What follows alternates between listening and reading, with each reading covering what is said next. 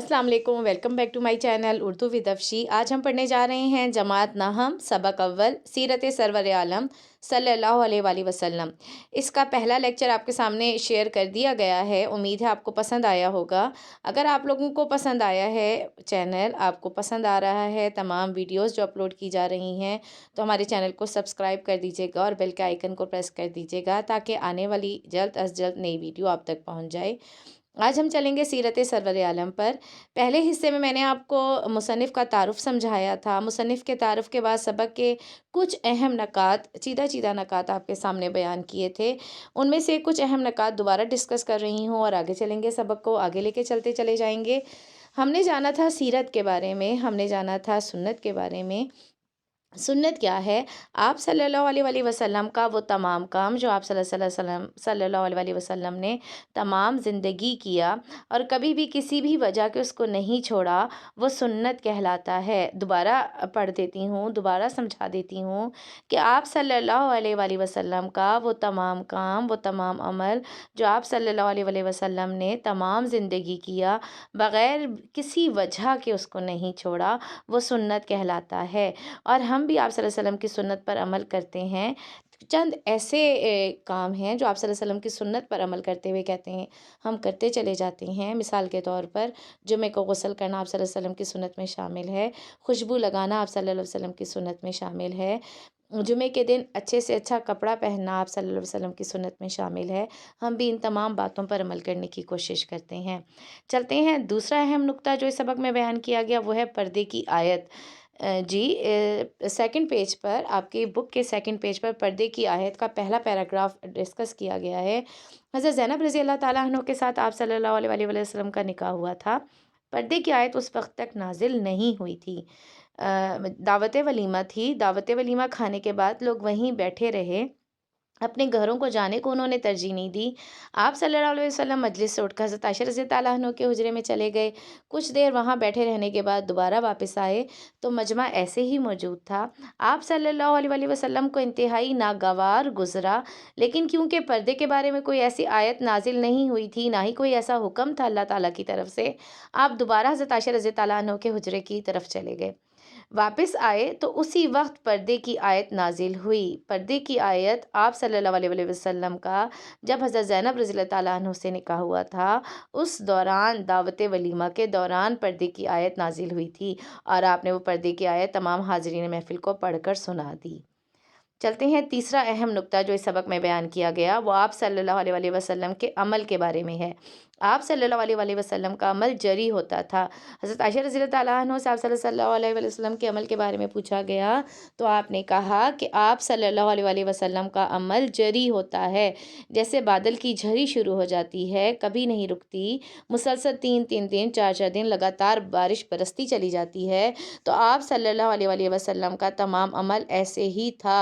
अगर किसी एक काम को करना शुरू कर दिया तो तमाम ज़िंदगी उस पर अमल करते रहे। अगर तहज्जुद की नमाज़ पढ़ने का इरादा फरमाया तो तमाम ज़िंदगी उसको अदा करते रहे, बग़ैर किसी वजह के उसको तर्क नहीं किया, उसको छोड़ा नहीं। जी, आप सल्लल्लाहु अलैहि वसल्लम ने तमाम ज़िंदगी जिस भी अमल को अपना लिया, फिर उस पे अमल करते चले गए, फिर उसको छोड़ा नहीं। कुछ भी हालात पैदा हो गए, आप सल्लल्लाहु अलैहि वसल्लम के अमल में रत्ती बराबर भी फ़र्क नहीं आया। इसके बाद जो अहम नुक्ता इस सबक में बयान किया गया है, जिस पे बहस की गई है, वो है दस्ते सवाल दराज करना। आप सल्लल्लाहु अलैहि वसल्लम सदक़ात का माल तक़सीम फरमा रहे थे तो 3 अशख़ास आकर शामिल हो गए और तनोमंद थे, सेहतमंद थे, देखने से अच्छे लग रहे थे, कहीं से ऐसे मुफ़लिस नहीं लग रहे थे और दस्ते सवाल दराज किया तो आप सल्लल्लाहु अलैहि वसल्लम ने कहा कि अगर कोई शख्स मुसाफ़िर है, सफ़र की हालत में है और मालो असबाब सारा लुट गया है, तो दस्ते सवाल दराज कर सकता है, तो उसको कुछ दे देना फ़र्ज़ है। वो इंसान जो जो गरीब हो गया, लुट गया, मुफ़लिसी की हालत में आ गया, कोई ऐसी बीमारी ने उसको घेर लिया जिसकी वजह से उसका तमाम माल व असबाब ख़त्म हो गया, अगर वो कुछ मांग कर खाता है तो जायज़ है। इसके अलावा अगर कोई भी इंसान कुछ मांग कर खाएगा, दस्ते सवाल दराज करेगा, तो उसको जायज़ नहीं। अपने हाथ से कमा कर खाना बेहतरीन अमल है। अगर इंसान अपने हाथ से कमा कर खाएगा तो अल्लाह ताला रिज़्क़ हलाल में बरकत देते हैं। جو اہم نقطہ ایک اور یہاں بحث کی گئی تھی اس سبق میں، وہ ہے مصافحہ پہلے خود کرنا۔ آپ صلی اللہ علیہ وسلم محفل میں بیٹھے ہوتے تھے، مجالس میں بیٹھے ہوتے تھے، تو تمام حاضرین محفل سے خود سلام کرتے تھے، سلام کرنے میں پہل کرتے تھے۔ جیسے مثال کے طور پر مسلمانوں کو حکم دیا گیا ہے کہ جب دو مسلمان آپس میں ملیں تو آپس میں ایک دوسرے پر سلامتی بھیج دیا کرو، یعنی سلام کر لیا کرو۔ آپ صلی اللہ علیہ وسلم کا معمول تھا کہ لوگوں کو سلام کرنے میں پہل کرتے تھے، ان سے سب سے پہلے خود سلام کرتے تھے، تاکہ حاضرین محفل کو پتہ چلے کہ اسلام میں سلام کرنے کی کتنی اہمیت ہے۔ اگلا اہم نقطہ جو اس سبق میں بتایا گیا ہے وہ ہے مداوت عمل۔ مداومت کا مطلب ہوتا ہے بغیر کسی رد و بدل کے کام کو کرتے چلے جانا۔ جیسے میں نے آپ کو پہلے بتایا تھا کہ آپ صلی اللہ علیہ وسلم کا عمل جری ہوتا تھا، لگاتار ہوتا تھا، مسلسل ہوتا تھا، اسی طرح آپ صلی اللہ علیہ وسلم کے جو اعمال آپ نے کیے وہ مداومت عمل کی بہترین مثال ہیں۔ آپ نے کبھی بھی کسی بھی وجہ سے اپنے عمل کو ترک نہیں کیا، وہ تمام اچھے اعمال جو آپ صلی اللہ علیہ وسلم نے اپنائے ان کو تمام زندگی کرتے چلے گئے۔ اگلا اہم نقطہ جو یہاں بیان کیا گیا اس سبق میں وہ تھا مجالس صحبت میں لوگوں کی ناگوار باتوں کو برداشت کرنا، اور اسلام مجالس میں لوگوں کی ناگوار باتوں پر کیا طرز عمل کا اشارہ کرتا ہے، کیا طرز عمل کا حکم دیتا ہے، اور ہمیں کیا طرز عمل اپنانا چاہیے۔ پہلی بات تو یہ کہ اس اہم نقطے کے اوپر اکثر و بیشتر ہم اپنی مجالس میں عمل کرتے نظر آتے ہیں۔ مجالس میں اسلامک پوائنٹ آف ویو سے، اسلامک نقطۂ نظر سے اگر مجالس صحبت میں آپ کو کسی کی بات اچھی نہیں لگتی، آپ کو پسند نہیں آتی، تو نام لے کر اس کو ہائی لائٹ کر دینا یا نام لے کر اس کو تنقید کا نشانہ بنانے سے منع کیا گیا ہے۔ اسلام میں ہے کہ اگر آپ کو کسی کی کوئی بات ناگوار گزر جائے تو نام لے کر اس شخص کی ذلت نہ کی جائے، عزت پہ حرف نہ آئے، اس شخص کی عزت نفس کو مجروح نہ کیا جائے، بلکہ عام طور پر لوگوں کی یہ رائے ہے یہ کہہ دیا جائے، عام طور پر لوگ یہ کام کرتے ہیں یہ کہہ دیا جائے، تاکہ وہ شخص جس کے اندر وہ عیب ہے اس کو پتہ چل جائے کہ اس کے بارے میں بات کی جا رہی ہے، اور اس کو اپنی غیرت یا اس کو اپنی عزت نفس مجروح ہوتی ہوئی محسوس نہ ہو، اس شخص کی عزت میں کوئی حرف نہ آئے، اس کی عزت میں کوئی کمی نہ آئے، ایسا رویہ اختیار کیا جائے کہ لوگ سمجھ جائیں جس کے بارے میں بات کی جا رہی ہے اس کو سمجھ آ جائے کہ میرے ہی اوپر بات کی گئی ہے، اور تمام مجلس کو پتہ چل جائے کہ اگر کوئی انسان جس میں یہ عادت پائی گئی، غیبت کی عادت ہے، برائی کی عادت ہے، جھوٹ کی عادت ہے، کچھ بھی عادت پائی گئی ہے،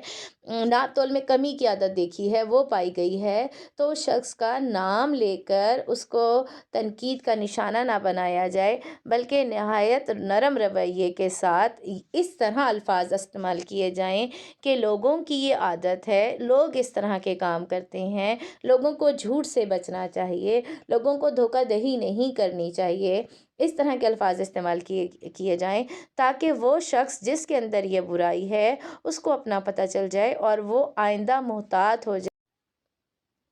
اس سبق میں جو ایک اہم نقطہ بیان کیا گیا ہے وہ ہے حضرت ابراہیم علیہ السلام کی وفات کا واقعہ۔ آپ صلی اللہ علیہ وآلہ وسلم کے بیٹے تھے حضرت ابراہیم علیہ السلام، کم سنی کی عمر میں ان کی وفات واقع ہو گئی تھی۔ آپ صلی اللہ علیہ وسلم کے لیے جو وقت ان کی وفات کا تھا، جب یہ وفات پا گئے تو وہ وقت آپ صلی اللہ علیہ وسلم کے لیے انتہائی دکھ، انتہائی تکلیف، انتہائی رنج کا وقت تھا۔